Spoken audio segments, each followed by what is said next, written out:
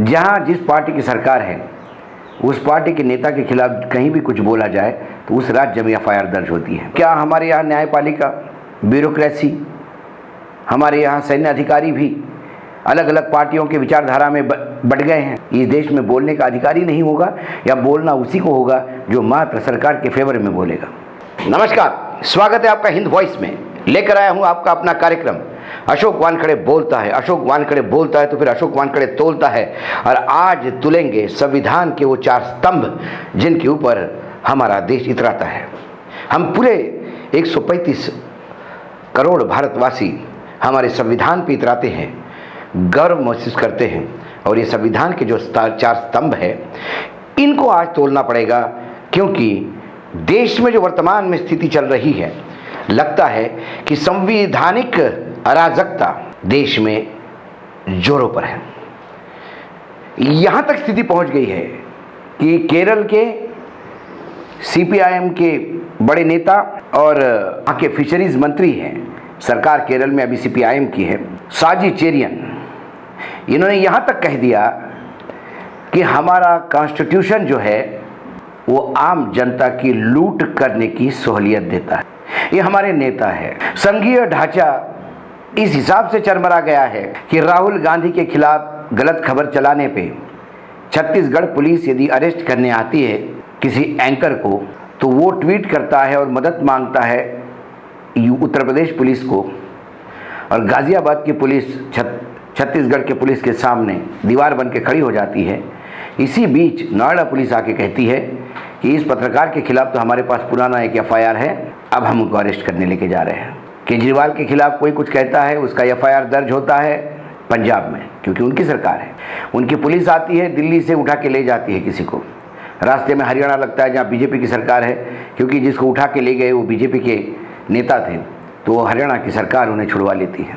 आसाम में एक एफआईआर दर्ज होता है और 12 घंटे के अंदर असम की पुलिस गुजरात के इंटीरियर से एक दलित नेता को उठा के ले जाती है। जहां जिस पार्टी की सरकार है उस पार्टी के नेता के खिलाफ कहीं भी कुछ बोला जाए तो उस राज्य में एफआईआर दर्ज होती है। सर्वोच्च न्यायालय के कई डिसीजंस में ये बार बार रेखांकित किया गया है कि एक ही जगह पर एक ही गुनाह के लिए कई जगह एफआईआर दर्ज नहीं हो सकती।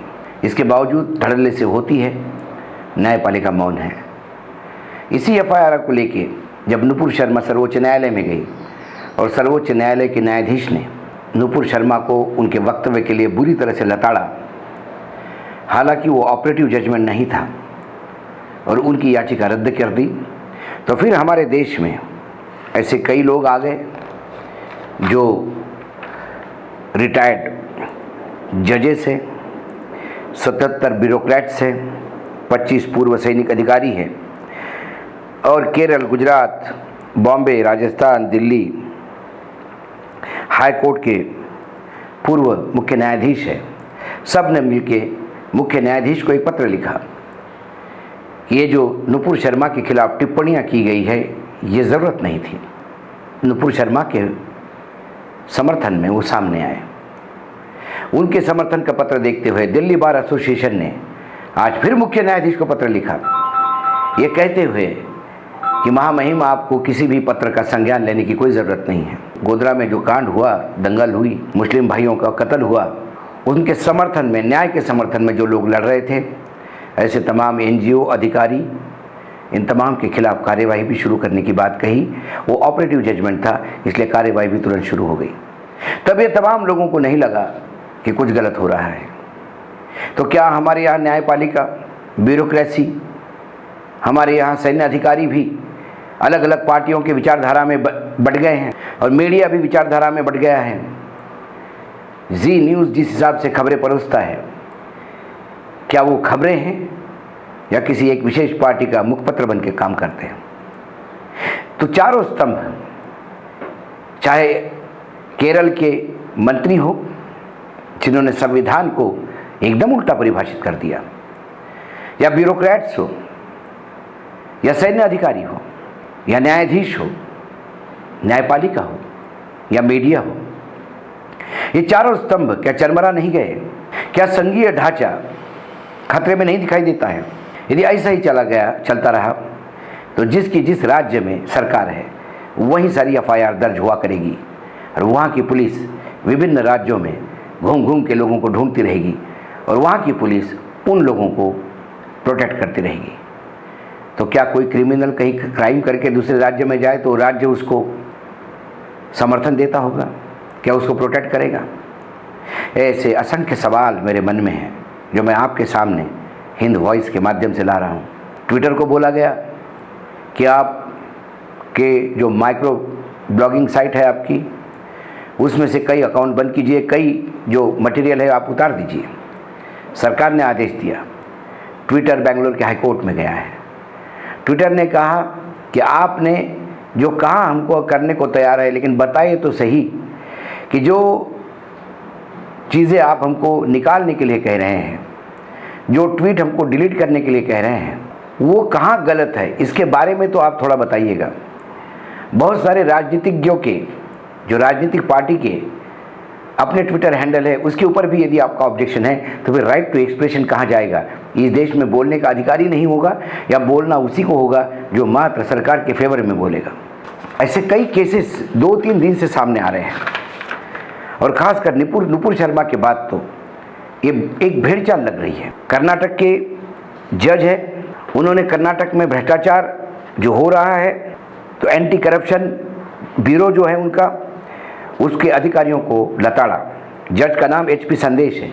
उसके बाद संदेश साहब को ये बोला गया दूसरे जज द्वारा, सीनियर जज द्वारा, कि एंटी करप्शन ब्यूरो के ADGP जो है वो बहुत प्रभावशाली व्यक्ति है, वो आपका तबादला भी कर सकते हैं।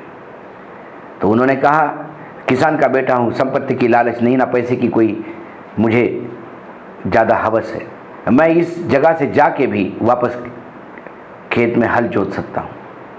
तो जजों को धमकाना, जजों को प्रेशर में लाना, जजों द्वारा लक्ष्मण रेखा पार करना, एक दूसरे पर आरोप लगाना, सरकारी तंत्र का उपयोग करना, दुरुपयोग करना, ये तमाम बातें बता रही है कि हम कहाँ जा रहे हैं, कहाँ है संविधान।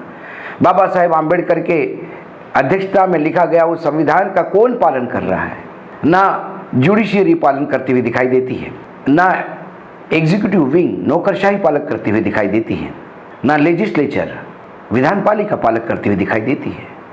और चौथा जो स्तंभ अपने आप को हम कहते हैं मीडिया, हम भी कहीं ना कहीं इसका दुरुपयोग करते ही दिखाई देते हैं। तो क्या इस देश के भविष्य क्या, ये सवाल मैं आपको सामने छोड़ के जा रहा हूं। और एक खबर, कर्नाटक के शिमोगा जिले में एक नाटक का मंचन हो रहा था। नाटक एक अंग्रेजी नाटक का एडॉप्शन था। नाटक का नाम था कन्नड़ में ज्योति गुरुवानु चंदिरा, जोसेफ सेन का राइडर ऑन द रूफ। इस अंग्रेजी नाटक का वो कन्नड़ एडॉप्शन था। उस नाटक का जब मंचन चल रहा था, रंग बेलाकू थिएटर ग्रुप है, उन्होंने उसका मंचन किया, तो बजरंग दल के लोग उस नाटक के चलते नाटक में जाके उन्होंने बंद करवा दिया, हंगामा मचा दिया। उसमें कारण ये बताया, बजरंग दल को ऑब्जेक्शन यह है कि नाटक में एक किरदार मुसलमान है। मंचन जो नाटक हो रहा था उसमें जो अलग अलग किरदार होते हैं, उसमें एक मुस्लिम किरदार है। उसकी भाषा पे ऑब्जेक्शन नहीं था, उस किरदार का मुस्लिम होने पे ऑब्जेक्शन था, क्योंकि उनका कहना है कि ये जहाँ नाटक मंचन हो रहा है एक मैरिज हॉल है और ये हिंदुओं का मैरिज हॉल है। तो क्या हिंदुओं के मैरिज हॉल में ऐसा नाटक मंचन नहीं हो सकता जिसमें एक आध मुस्लिम कैरेक्टर हो? तो कल छत्रपति शिवाजी महाराज के नाटक का मंचन हो रहा हो, जिनके फौज में तो बहुत मुस्लिम थे, जिनके अंगरक्षक मुस्लिम थे, तो क्या फिर उसमें उन लोगों के नाम का बदलाव करना होगा? समाज कहाँ जा रहा है? और मूक सम्मति सत्ता की ऐसे प्रकरणों में और हवा दे रहा है। इसीलिए आज मैंने दुखी होकर कहा कि मुझे चारों स्तंभों को तोलना होगा, और इसीलिए मैं चारों स्तंभों को तोल के आपके सामने रख रहा हूँ। न्यायपालिका में चल रही है बातें। सर्वोच्च न्यायालय के मुख्य न्यायाधीश ने हाल ही में अमेरिका में भाषण देते हुए कहा कि ये दुर्भाग्य है हमारे यहाँ कि सत्ता पक्ष चाहता है कि उनके हर निर्णय का न्यायपालिका समर्थन करे, और विरोधी पक्ष कहता है कि जब भी वो कोई ऑब्जेक्शन उठाए तो उन्हें न्याय मिले। हम तो ना सत्ता पक्ष को देखते ना विरोधी पक्ष को देखते हैं, हम तो संविधान को देखते हैं। यदि मुख्य न्यायाधीश यही कहते हैं तो फिर अलग अलग भिन्न भिन्न निर्णयों में वो चीज़ें झलकती हुई दिखाई क्यों नहीं देती, विपरीतता क्यों दिखाई देती है, ये सवाल है। ब्यूरोक्रेट जो सत्ता में होता है रिटायरमेंट के बाद, क्या उसका एकदम विचार परिवर्तन होता है?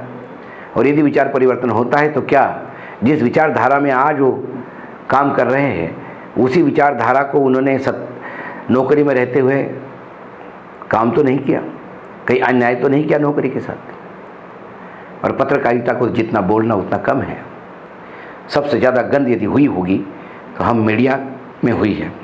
इसलिए या तो ये संविधान फिर से लिखिएगा, जैसा आपको चाहिए लिखिएगा क्योंकि आपके पास सत्ता है, या वो जो संविधान लिखा है सब मिलके उसको इतना अपमानित मत कीजिएगा कि संविधान को भी अपने आप के पर घिन आ जाए। आज इतना ही, फिर आऊँगा किसी विषय के साथ। तब तक के लिए नमस्कार। देखते रहिएगा हिंद वॉइस।